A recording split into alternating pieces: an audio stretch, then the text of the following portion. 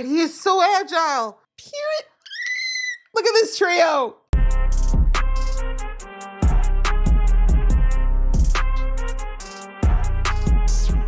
Hey guys, it's your girl Aisha, aka Geek XX Chic, and we are back with another reaction to Last Samurai Standing. We're now on season 1, episode 4, which is called Mastermind. In the last episode, we had Shujiro and Futaba kind of just getting a little bit closer. He told her a bit more about his past because, of course, she witnessed him finally showing the more lethal side of himself. And, you know, now they kind of just realized that they are very similar in many ways in the sense of what they're trying to protect. And in the midst of everything, Shujiro ended up meeting up with his sister, his foster sister from where he grew up. We also learned that he grew up kind of in this sword cult, for lack of a better term, up in the mountains. And we find out that he actually ran away from that place because there was a very similar Kodoku style competition that was supposed to determine the successor of this way of the sword. Lots of different irons in the fire there, as well as, of course, we saw the game organizers that are continuing to bet and push the game along as they move further through. And we also see that the government is starting to pick up on the fact that there's something very strange happening here, but they're not exactly sure what. So I'm ready to get into this episode. Let's do that. But just before I do, please do hit that subscribe button and that notification bell. And if you'd like to catch this without any cuts, you can do that on my Patreon. All right, that out of the way, let's get into the episode right now. Oh, this is nice. This is pretty. Can we stay here forever? Not female. Oh, is what Iroha's been up to?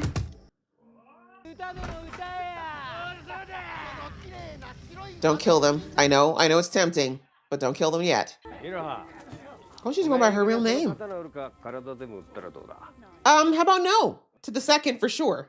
Why don't you sell your body? Oh, what women had to go through, man. Well, we're still going through, but it was a lot worse.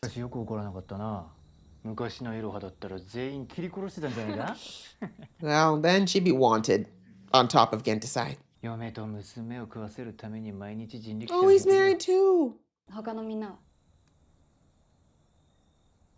Oh, has he kept up? Aw, yeah, I had a feeling he definitely got some.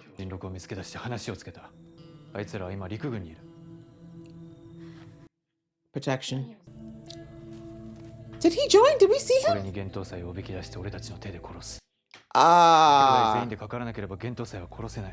don't even think y'all could do it together. I'm gonna be 100%. Maybe Chujiro. I mean, I don't blame him though. You can only run for so long. Japan's only so big. So is that what she meant with the thing that you have to do? Kyojin, that's his name. I forgot it last time. Let the man talk. It's his favorite thing to do.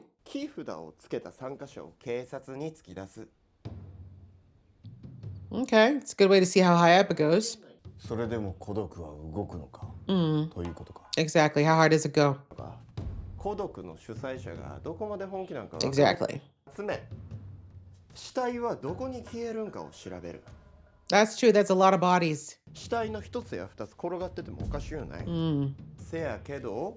Nothing. Now you close the window? Absolutely. Mostly manpower.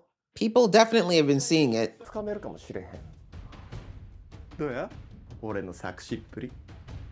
I mean, you're all right. Indeed. Please don't suggest Futaba. I feel like that's what he was gonna do. Please don't.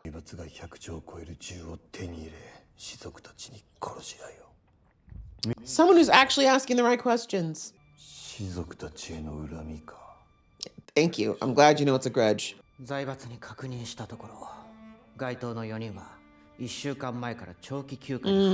Leave.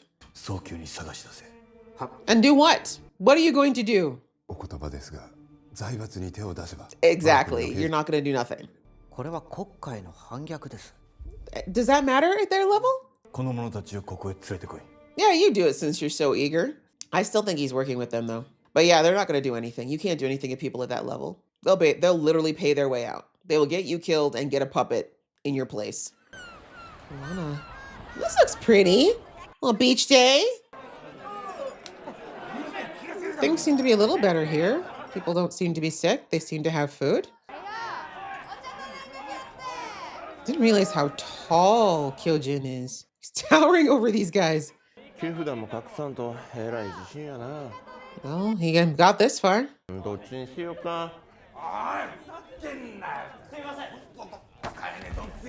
I think he just volunteered. I thought these people looked a little too clean, a little too well fed.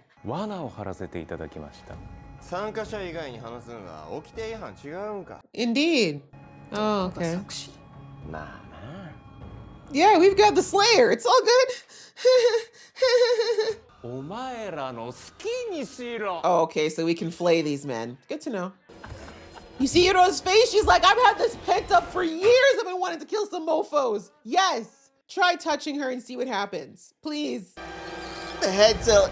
Y'all in trouble. Are you ranking people? Can they live their lives? The boy, no, leave the Aino Kaya. Please leave him alone.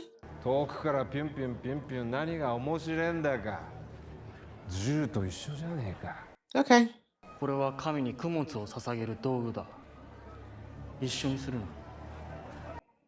Period. I like the Aino guy. No, leave him alone, please. Can't you just go find innocence? Yeah. Okay, great. So you're an atheist. Can we move on? Oh, bro, why'd you take the bait?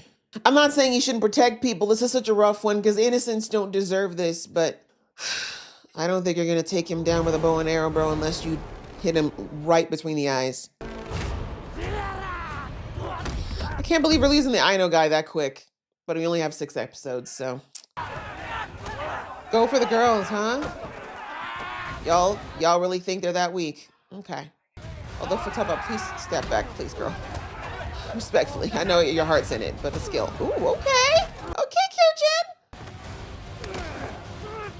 Ooh, I like this tag team. This alliance may work. Oh, now you're leaving. I thought you wanted the money. Good girl, Futaba. Okay, that was one. Boy. Y'all, come on. Y'all the same age. Stop it. Thank you. Camera work. One shot again. Oh my God, what'd the cameraman do? That was sweet.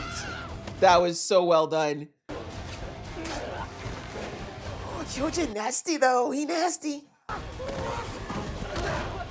Cute. Look at this trio. He's fast. Bro, if he gets near you, it's over. You know that, right? God, these people didn't do anything. When can we get this guy dead? Pain doesn't stop him, by the way. Pain really doesn't stop him. He gets high off it. He's so nasty with that bow. I'm so sad we have to lose him. He didn't mean to kill her, I know. But that's what this guy will do. Do you still want to fight him? Right now? Haha, you're so funny. Damn, you're getting close. That's a problem. You can't see, bro! God, he is so agile. Oh, God.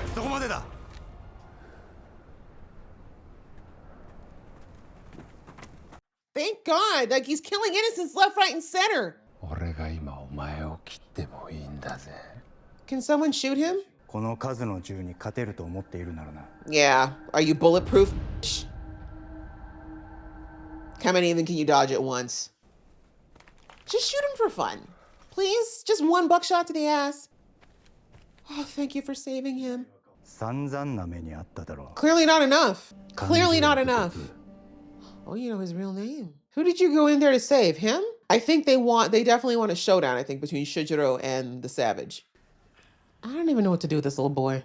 I feel like he was working out of fear, but at the same time, he tried to kill Futaba, so.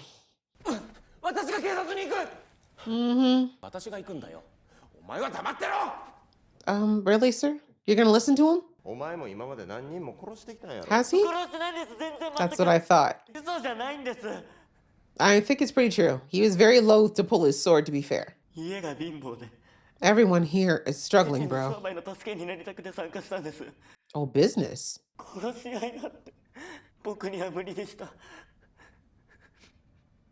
Fataba's like, yep, same. I don't know if you should thank him yet. You just figured out what's going on? Explosive? Come on, then you'll be a real shinobi. Come on.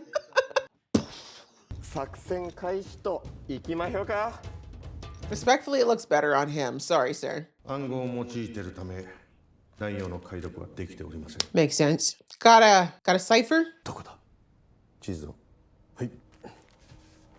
Really? So dramatic. You could have just said. Oh, you already know. Something tells me you ain't gonna find nothing there. And again, I don't trust him. I don't think these guys trust him either. I'm telling you, it's that cop or it's that other guy that was giving the news. One of them's the leak. She's like, is there hope for me? No. She was the only one. She's trying. She doesn't want to be a burden.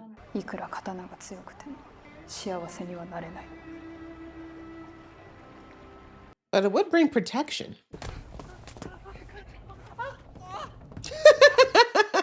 He even took his glasses. That is so horrible. No, look how far you've fallen in barely a day. Oh, they left you with nothing but a loincloth? Sorry, bro. I don't think you're surviving the night, to be perfectly honest. You look like the kind of guy that will squeal. They will kill you. Damn, so close. But I guess they can't lose them. Really? Now you're hiding behind a building? You're not subtle at all, bro. You were 10 paces behind. Interesting. Yeah, what is your name? Shinosuke. I didn't even realize it was him. How did they not check for a pulse? Or is he that good of a samurai he can just like slow it down to make it seem like he's dead? They're definitely gonna check on him because they had high hopes for him. That is big, and you're definitely not getting in there. Government house, police station. Yo, really didn't check for a pulse. His skin still be looking all clean and fresh and pink. Dead people don't look like that. That chair was so loud. Good thing the doors are thick. Aldrin Mitsui Bank. Opening and loan deposit ledgers, guidelines for estimating write-offs. Bank? Bank. That's a vault. It's private property. Can't just walk into a bank, right? Smart place to keep the bodies. Okay, uh-oh. Scarface. Oh, look at this. Medieval silencer. It's the end of the line for you, pal.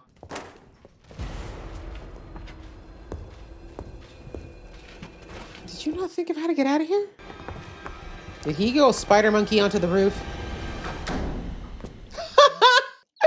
Kyojin is next level. I knew Scarface was like, I need to see it for myself because I know what that man's capable of. There ain't no way. It's okay. This guy, he wasn't choked out. He was taking a nap. It's a hard job, you know? Long hours. Oh, he's so happy. He's like, I get to fight. I was wondering if someone else was... Oh, shit. I thought maybe there was someone else in another cell. Really? You don't work for the police bureau? Yeah, the police bureau. They know all your faces. Did you forget they took your portrait when you left the gate? But also, what he's doing is technically not against the rules. So I don't know why you guys are giving them trouble. Ooh, look at Fuji looking gorgeous. Nobody uses his accent. It's Shujiro. Oh, he knows you. No, I won't. Since you keep calling me Kokishu, I'll call you what I want. I don't care.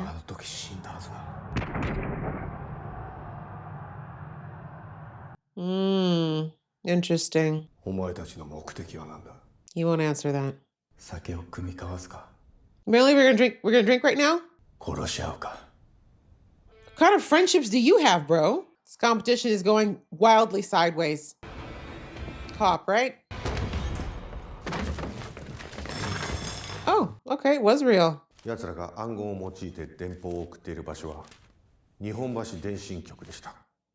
奴らが送った電報を受け取った人物を追跡し、And it was? 内務省警視局。Uh-huh. So the cop you just sent. Is he the organizer? Didn't I say he was dirty? Can't pull anything over on me. お待たせいたしました。 You're the organizer. 遅かったじゃないですか、主催。I knew he was dirty at the least because of how much vitriol he was trying to spew about how the samurai were collaborating to get this whole thing, get the government overthrown. このようなことを申し上げてよいのかわかりませんが、 Just say it at this point. 川地は信用できるのでしょうか。 I feel like that's a foregone conclusion that we cannot. 亡霊退治は国家の一大事業。 The 失敗 specters. の許されぬ大義。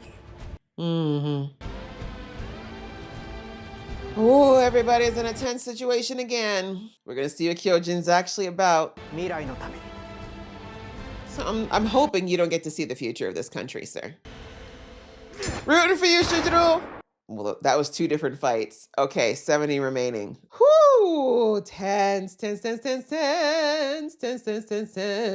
All right, guys. Well, that was episode 4. And the mastermind indeed. I think there's a few things that I already assumed when I started this. One was that, like, right after I saw, as I said, I think it was episode 2, where the cop kept, Kawaji just kept, being the first one to be like, yeah, the samurai, they're organizing, they're coming here, they want to overthrow I'm like, whoa, like, this is so over the top. Like, he pushed a little too hard.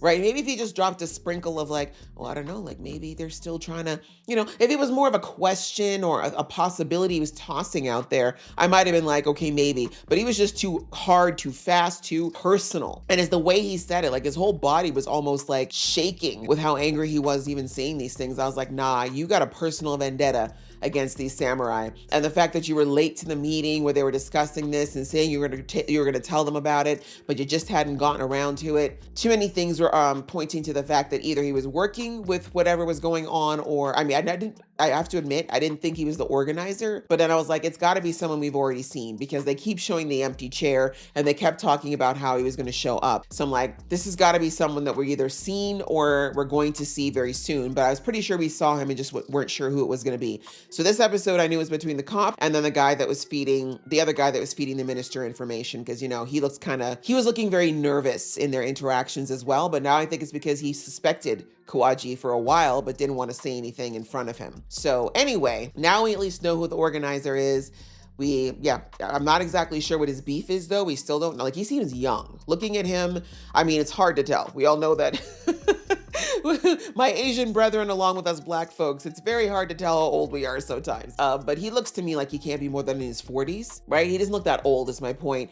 I'm thinking for him to be fairly young and have this level of vitriol towards the samurai, which I think at this point in time, they'd been out of commission for well over 10 years, right? That battle that we saw in episode 1 was 10 years prior to what's going on right now. But it sounds like samurai were already being slowly, taken out of circulation before that. So the point being, this man doesn't look like he should be old enough to be carrying that deep of a grudge, but it all depends on what happened. Right? If he came across a samurai that was like the savage who just goes around killing innocents for fun, that is definitely a good reason to have a grudge against the samurai, because we all know that probably in that man's glory days, he probably cut people down like that and got away with it because he was a samurai. You get me? Like, as I said back in episode 2, as much as I empathize with where these samurai are coming from, like to be living in a certain way, told what you're supposed to do, raised to be a killer, glorified for it, and then suddenly people coming along and slapping your hand and saying, no, you're terrible, you're evil, you don't belong here anymore. That is a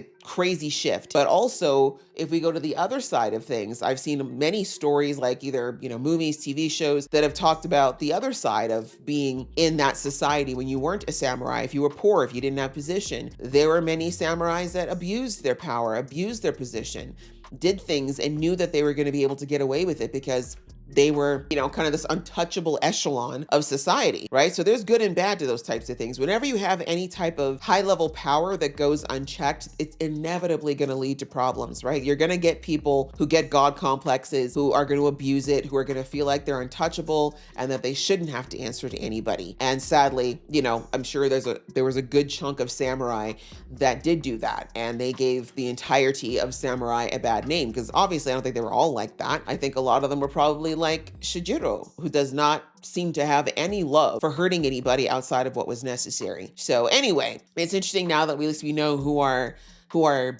is creating this game, right? He's the person who's the organizer. I don't think he comes from a rich family, however. We see that the men told him, hey, if you need money, we'll give it to you. So I think he's just the brains behind the operation, aka the mastermind. I think he's the one who came up with the idea, but where did he get the idea? That's another question. How did he even find out about this? But I'm wondering, no, I don't think he was one of the guys from the mountaintop.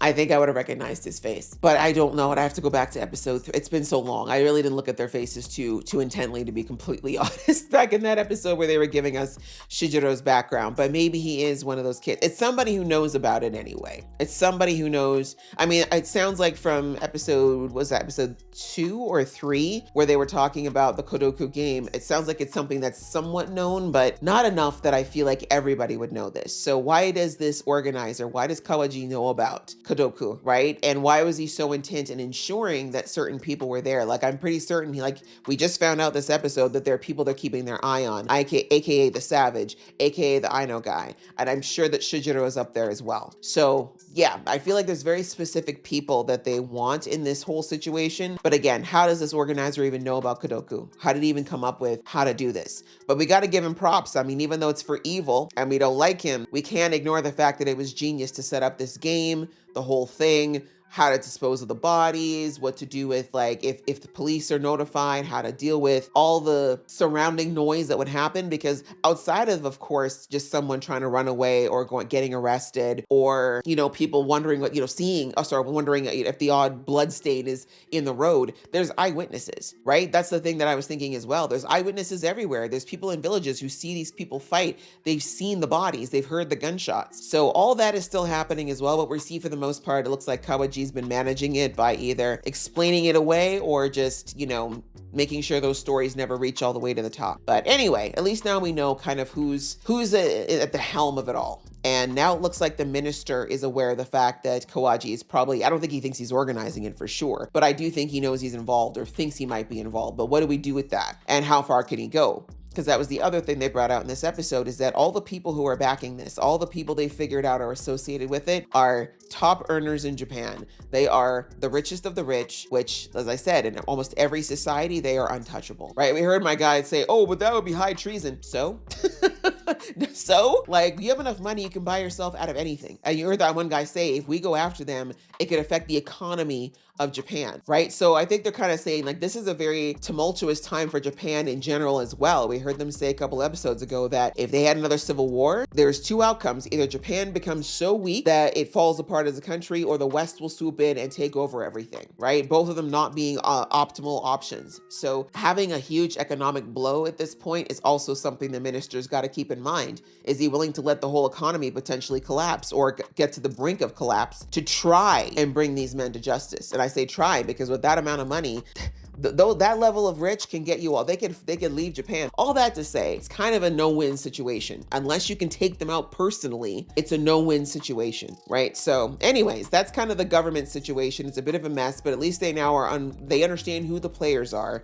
They understand who's financing it, but they don't know who's running it at this point. All they know is that Kawaji is at least involved. Anyway, on to what was going on with our players this episode. We had, as I mentioned before, the Aino guy, the Boyer, and the Savage. And the Savage is just sitting around, and he's he's ready to go, guys. He's ready to go. If you've got nothing better to do than sit in a village and get drunk and rank people who are just literally walking by in your own mental system of what you think you can beat, you need to die. Like, what, you clearly aren't even trying to find a better way to live, bro. Like, you're supposed to be trying to get to Tokyo. That's the point of this. Although we already know he made himself clear. He's not here to actually win the money. He just wants to kill people. That's all he wants to do. So anyways, we see that he's out there, and then of course he sees the Aino and realizes just by everything, like the way he's carrying himself, which, I mean, you got to give him points for that. He's very good. It looks like he's very observational, right? He's able to look at someone and kind of get a gist of how talented they are or how strong they are. And as soon as you saw the Aino guy, who, like, for outside of being very well dressed, the Savage knew immediately. He's like, oh, you're a competitor. I can tell. We see that Savage is looking for a fight. He don't care. He just wants to fight with anybody, and he goes and starts killing innocent villagers. And as I said in the episode, it's a rough one, because on the one hand, I'm like, oh, like, should he have just walked away, right? Like, this is, you know, this he's looking for a fight. You're giving in if you give him a fight. But at the same time, we saw that if his tenet was to protect innocent children who don't deserve to be attacked, could he really say the same thing about, could he walk away from adults? Does it make sense to walk away from these innocent people who literally their only crime was being on the road to Tokaido, right? So I get why he stepped in, and I respect him for it, but I was also like, because I really don't want him to die, at least not yet. And not by that bastard, right? Like, But anyways, we see that melee ensues, and oh my gosh, like I said, I love the archery choreography that they do for that character. And we see that, yeah, it's getting pretty intense. Unfortunately, he started to lose his temper when, especially when the Savage grabbed that woman and used her as a shield. And then he was like, oh, for an offering for the god, like mocking his belief system. We see that he started to get angry with that. And I'm like, don't fight angry, bro. Like, that's exactly what this guy lives for. He wants you to get you off your game so you'll get sloppy. That's what happened with Mr. Court of Nobles, right? Court of Nobles had Savage over a barrel when it came to technique, but he let the Savage get under his skin. And that's when he lost, right? So I feel like, and that's why I'm like, whew, when it comes to, we all know eventually, I think the person who's going to end up taking that man out is going to be Shijuro, but that's not coming yet. So anyway, they go at it and they get stopped. And we see they get stopped by Scarface, and he's like, look, we got some plans for y'all. Was it him? Yeah, it was Scarface. It was Scarface, I think. But anyway, they basically say, no, listen, the people who organized this, they don't want it to go down like this. We've got plans for you. Basically, we don't want you dying so soon. So we're breaking this up. Not to mention, I think the real reason they stopped that was because Savage was killing innocents left, right, and center, which was going to, of course, generate more talk, more attention. Like, they're doing their best to keep the majority of this on the low, right? So this guy is not low key at all. Savage doesn't know what that means. So I think that was one of the main reasons they stopped him. But again, they didn't want them killing each other, at least not like this, without an audience, I think was the main thing. So I feel like they're planning on some type of arena or ring fight where I think that's what they hope for. I think one of the last stops, if we're getting to it, because we only have 2 episodes left, but if we do get to some kind of main event, I think that's going to be in some place where the financiers will be able to watch. And that's why they don't want these guys to die just yet. So anyways, they break it up, and I'm just thankful because, like I said, I want my Aino guy to die, at least not like this, not by that man. So that was that battle. And then on the other side, our little ragtag team of our ragtag team that have came together in the last episode, they decide to execute the plan that Kyojin has come up with, which is, like he said, it's twofold. We're going to see how far this goes, or how far the game is willing to go by getting somebody arrested. We'll see whether or not they get police protection. Basically seeing, like, are the cops and the government possibly involved in this? And then the other thing is, like, we need to see where they're taking the bodies. Who's got the money? Who could possibly be able to hide this many bodies and not be investigated? So they decided to go with the plan. They split up, and they went to go first find their victim for who they were going to send to prison. And then from there, they were going to split up and see what happened. And that plan execution took them to a nice little place where they thought they were going. I mean, they said they were going there for food, but they were looking for their next victim. And instead, they ended up getting into a brawl, because of course they did. Of course they did. But we find out that the guy who we ended up seeing sacrifice, Mr. Bullhat, he actually paid a bunch of the locals, saying, hey, if you help me take out these guys for tags, I'll give you money. And so it was the idea is not terrible. And as he said, they didn't say it was against the rule to pay the locals. We just weren't allowed to. What did he say? You weren't allowed to tell them. So anyway, we see the battle ensues. And of course, our trio in particular, I mean, Futaba did okay. She did manage to, hit a few people here and there, but it was definitely the other 3 that did the majority of the fighting. We got to see some of Kyojin's fighting style, which was nice because we haven't seen him fight yet. Before this, we just know he can throw. We know he can definitely throw those little dagger things, but we didn't see much else. So everybody everybody's nasty is the point. Like those three are a very nasty combo together, no doubt. And they were able to get their plan going. They decided to send Bullhat to jail, and they decided to allow the kid to help them out for now, the young man who said he is there for his father's business. And I just really like the parallel that they showed between him and Futaba. Like Futaba, of course, felt for him, even though he did lift a sword up to her. She could understand someone trying to do something for their family, even though they didn't have the skills to be there. So even though she didn't speak up, I know she definitely was hoping that they would select the boy to save versus the man who, as I said, was encouraging those men to do awful things to the girl. So yeah, we see that happens. They split up, and Shujiro ends up going to where the bodies are, and Kyojin goes to the police. And what he expects kind of happened. Well, actually, I don't know if he expected it, but we see that the guy that was taken to the cops, within not even an hour, the two police inspectors show up. Although actually I lied, they very well may be real cops. I was thinking they were paid off, but now that I know the Kawaji is the boss, they might actually be real cops that Kawaji is paying. That's probably what's happening. But either way, the crooked cops show up, and of course they kill this guy. No questions asked. Once that happens, we see that my guy thought he had lost those cops, and he wanted to go and investigate. But then we see that the cops, they knew he was there, or they heard him come down, one or the other. But they found him, and we see that now they're about to face off. They've got guns. But to our knowledge, I don't know. I didn't see any weapons on Kyojin, but if he was able to shinobi himself up to the roof, I'm pretty sure he can figure out a way to dance around those bullets. At least let's hope so. I don't want him to die yet. I think we still need him. So hopefully he'll survive whatever this, because we see that the episode ended with a gunshot going off. So hopefully he wasn't there when that bullet hit. And on the other side of things, Shujiro, as we saw, was taken to where the bodies are being held at the moment. It's in a bank that's, I think, owned by one of the men that are in that room, one of the bigwigs that are financing this thing. It makes sense. Banks are private property. Cops can't just wander in, because they usually, I don't know if it's the same in Japan, but in North America, banks have a lot of like laws and regulations that are very specific to them that keep cops from being able to just walk in and do whatever is the point. You need warrants and stuff before you can even go into certain parts of banks. So that's, keeping these bodies by the vault is brilliant, because they can't just walk into the vault, not without justifiable cause. So it's smart, but again, at least they got the name of one of the people who's behind this whole thing, right? Which is Mitsui, I think is the name of the bank. So that's one thing. The girls now know that. I mean, and I guess by extension, now so does Shujiro. And while Shujiro was trying to figure out what's going on and figured out where he was, we see that, of course, Scarface showed up, because he was like, there's no way.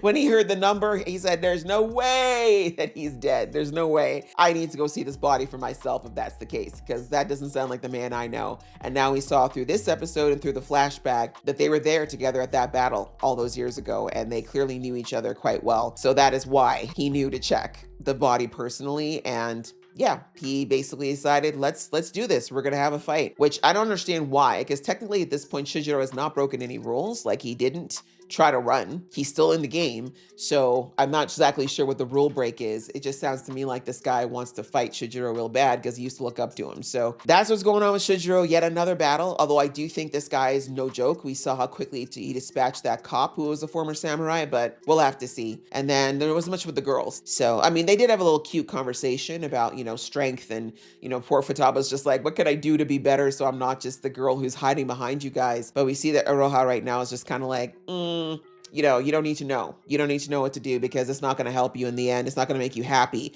which is not what Futaba asked. But, we also got the flashback, of course, of Aroha too. We saw that she's been what she was reduced to after she left the mountain, because she can't pick up a sword. She can't do any kind of fighting work because of her gender, but she's got these skills. So having to put up with men who are telling her to basically sell her body, she's had to just kind of put up with all that and try to survive. And then she met up with one of her other former brothers, who said that 2 of their brothers had died because of Gentasai, and the remaining, outside of course, Shujiro, they were planning on getting together, joining this competition, and using it as an opportunity to all attack Gentasai at once, because he's like the boogeyman that won't leave them alone. And especially now because, what was his name? Sensuke. Sensuke has a family now as well. He doesn't want to leave them behind or have them hurt.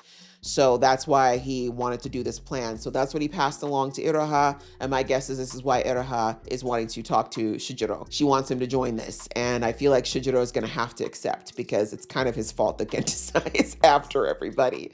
So that's yet another battle that he's going to have to front at some point. But yeah, this was another good episode. This was definitely more about putting the pieces in place for the plot. We did have a battle sequence, which was great. Again, kudos to those one shots. We love them. But yeah, I think this was more about us understanding the players in the game and understanding kind of where the stakes all lie and kind of leading us towards whatever is going to. I think we need to find out now what Kawaji's motivation is, why he has this grudge, and kind of figure out how we're going to even take this thing down. If we take it down, how far do we take it? Do we get to the end and just take the money, or do they really have to go all the way to the top and take out Kawaji and possibly some of these rich men, which I feel like is going to be the hardest task of them all, I should say. But we'll have to see. I'm looking forward to the next episode. I hope you guys enjoyed watching along with me. If you did, please show some love, and I'll see you in the next one.